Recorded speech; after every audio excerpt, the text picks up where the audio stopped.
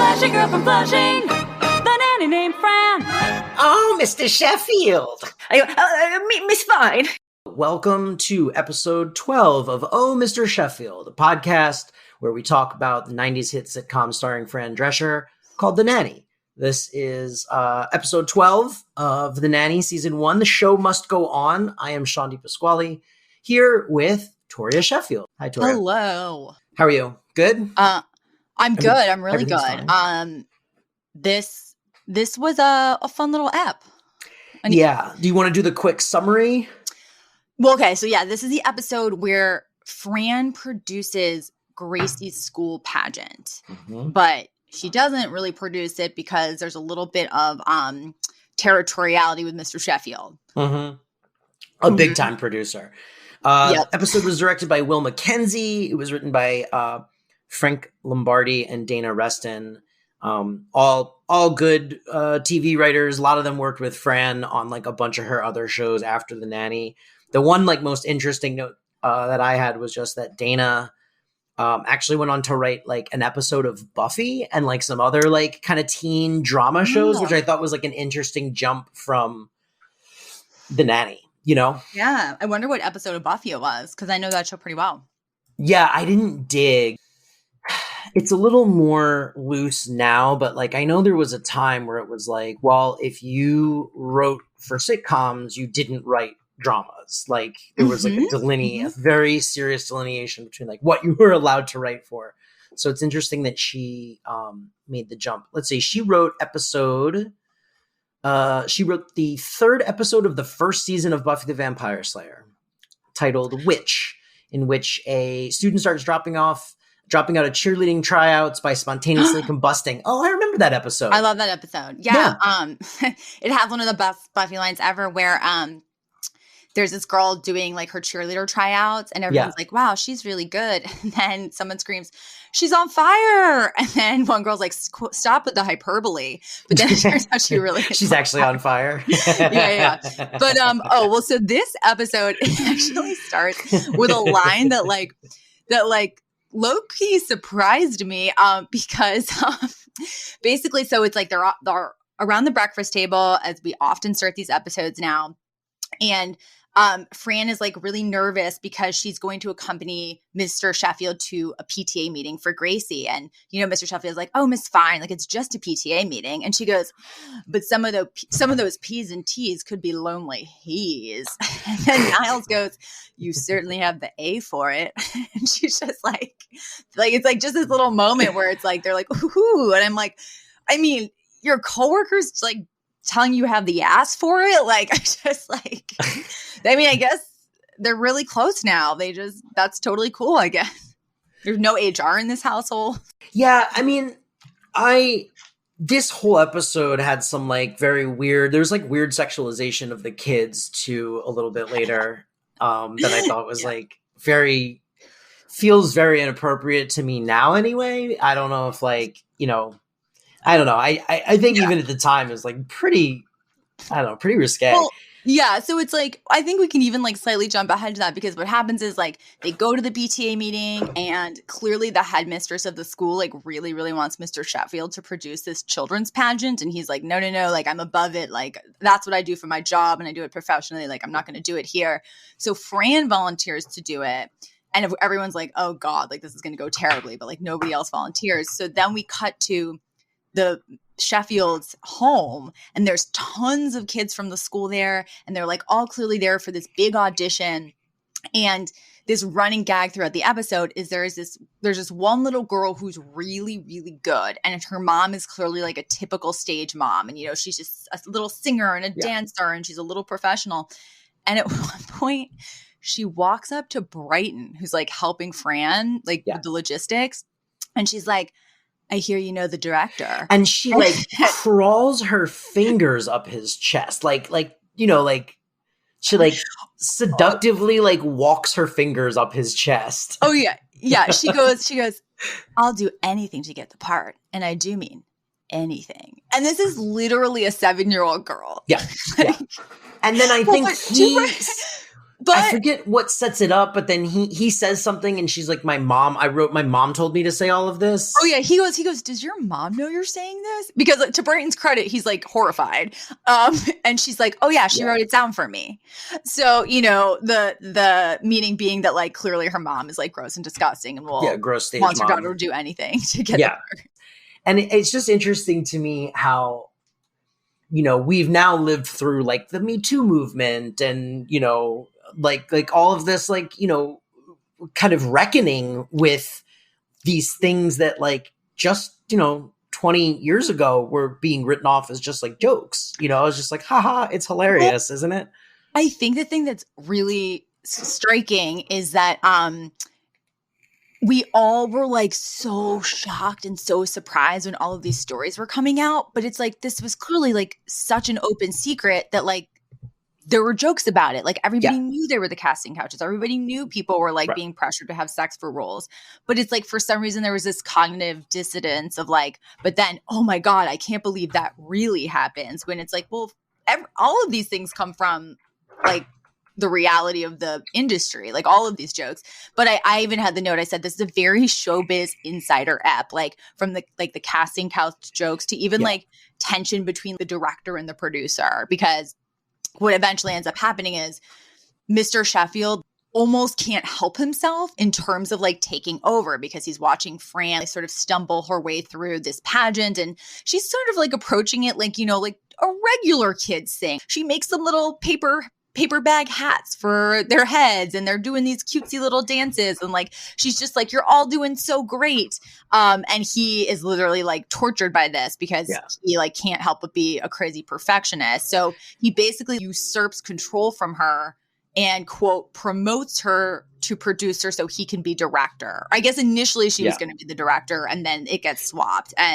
But they initially want Mr. Sheffield to direct. And he's like, oh, no, I could never. And I nominate Fran. And then she becomes the director. And he just like backseat directs her. Like he's like critical of every choice that she's making. It's not glitzy enough. It's not, you know, like the costumes aren't right. And I mean, you know, to Fran's credit, she's literally just she is doing what most children's school plays do, which is like just making it work. You know, it's just like cobbling shit together, and the scenery's crappy and the costumes are crappy. And he sort of wants to take over, but doesn't want to insult her. So he makes her the producer and tries to feed her this line of like, you're, you know, a producer now and I'll direct. Like you're getting promoted. Yeah. And she comes to realize that like ultimately like it doesn't really mean much, and he's going to do what he wants to do. And he makes it a much bigger, you know, sort of production.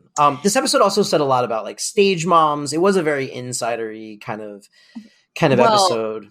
Also, it said a lot about nepotism. And so the funny thing is, during the auditions, Gracie sings the Itsy Bitsy Spider, and she's just like, she's not great. She's a typical kid. She's got like, no stage presence. And then that really talented stage girl blows it out of the park. And, you know, everyone's like, oh my God, she's so amazing. And Fran's like, oh yeah, she was. Gracie's the lead. Because in her mind, she's like, I'm of course going to cast my kid. And even though she's actually doing something pretty shitty and it's like obvious nepotism and this other kid is more deserving. Yeah. The other kid is still always set up as the butt of every joke. We weirdly are like pro Fran's sort of like unethical casting throughout the whole episode. Yeah, totally. Yeah. No, I mean, again, it's this weird thing where like, you know, it's so strange to me because so much of this stuff, like you said, is obviously like an open secret, right? Like stage moms and nepotism and casting couches and like all these things that like they're joking about. And like, it stands out to me. It's weird to me for two reasons. Cause one, it's like, it's so interesting how people felt like this was clearly happening, right? But like, yet at the same time, like everyone was still doing the jokes. No one was like, maybe we shouldn't joke about this. And it just kind of speaks, I guess, to the pressure that's like put on you when you're like in this position where you're like, oh, I guess I got to just do the thing, you know? Yeah, I'm sure there's like, you know, there's no alternative. It's like, there for so many years. Like that was just the way it worked. Yeah. Yeah. And it's weird that like it sort of also like works to kind of normalize it too, you know? Yeah. And then it seems like there's no way out when like everyone around you is sort of like drinking the Kool-Aid. Yeah. That's just like human psychology. Mm-hmm. Yeah. No, absolutely. What else did this episode do well? I liked there was one really ridiculous line where they're trying to direct Maxwell is trying to direct Grace, and she like doesn't get what he's saying. He's like trying to explain like she's playing a lamb. Yes. She's holding the lamb, and he's like, you need to connect with the lamb. The lamb follows you everywhere you go. Right, because she's doing Mary Had a Little Lamb. And she like doesn't get it. And then Fran just looks at Grace and she goes, the lamb's codependent. And Grace goes, oh, okay.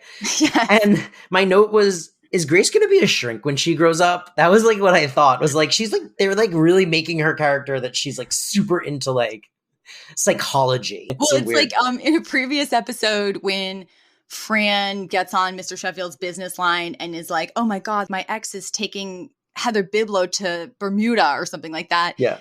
And you know, she hangs up and Mr. Sheffield's like, nobody cares what your ex-boyfriend is doing. And Gracie goes, I care deeply. But yeah, no, it's definitely a thing with her. And I think it just plays into the whole, like, she's like, quote unquote, like over therapized for a child. Right. I almost think that's more what they're doing. But yeah, I could totally see this character growing up to be like, you know, an academic psychologist or psychiatrist. Right. And, like, or like a child therapist or something. Yeah. Like, yeah. It just makes sense. Mm-hmm.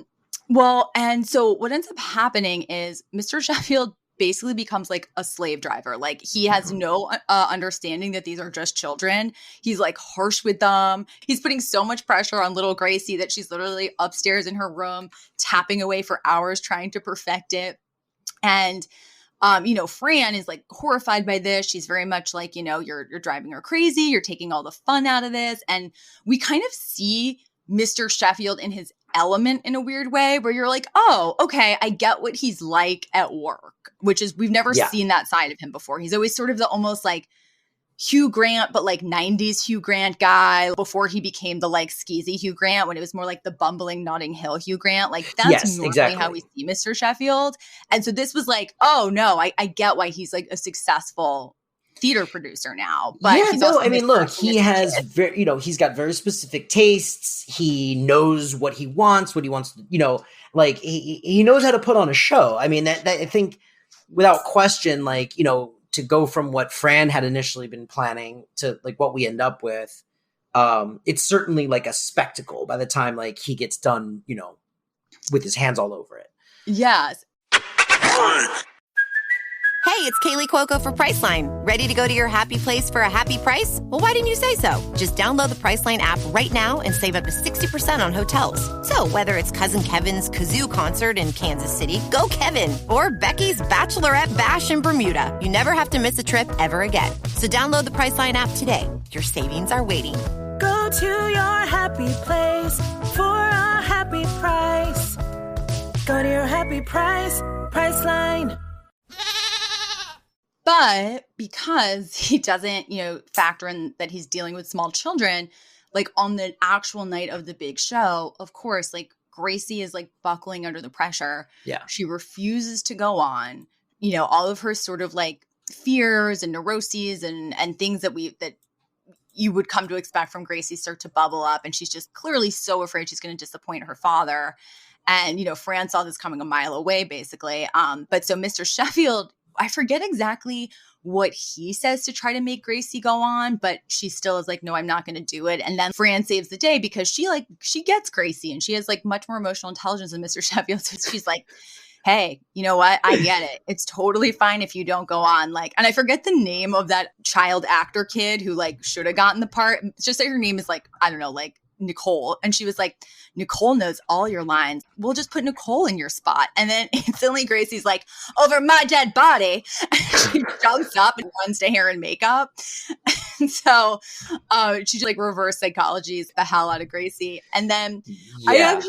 I don't know about you, but when we actually see the final result of this production, I was laughing out loud. I thought this was the highlight of the episode because it's this little school play, but like the kids are doing the can. They're in like glittery sequence outfits. There's like cartwheels.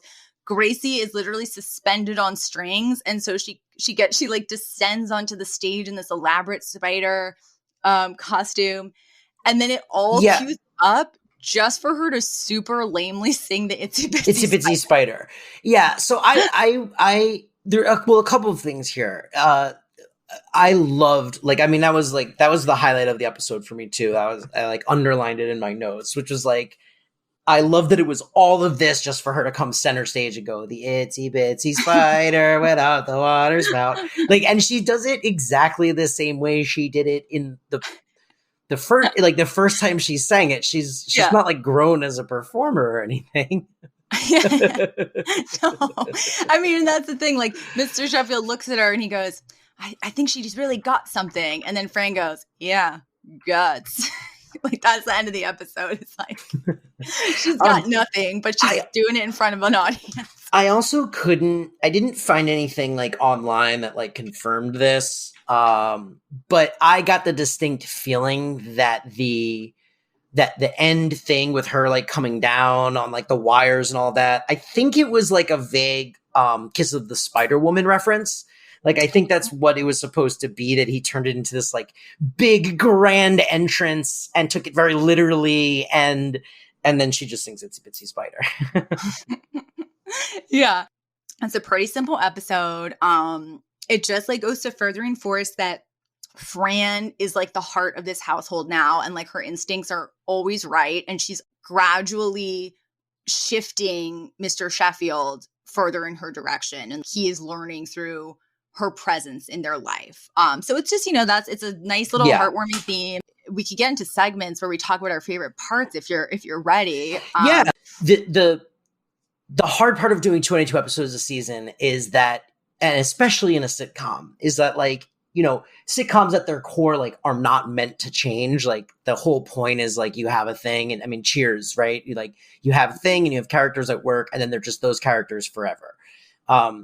And, this show is dealing with the fact that like these kids are going to definitely grow up as the seasons go on. They, so like they're given a little more leeway to have like storylines that kind of move forward, but like you can't, and not every episode can do that. So I think we're going to get a bunch of episodes that really just like are like this, where they're just like short and sweet and like, ultimately they're just reinforcing a larger point, and like you said, in this case, it's just Fran really has the best at heart for this family, and like she will find a way to convince Mr. Sheffield that she's doing the right thing, and then ultimately turn out to probably be right, Segments.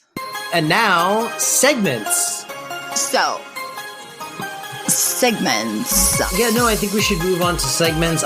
We can move on to our segments. And now segments.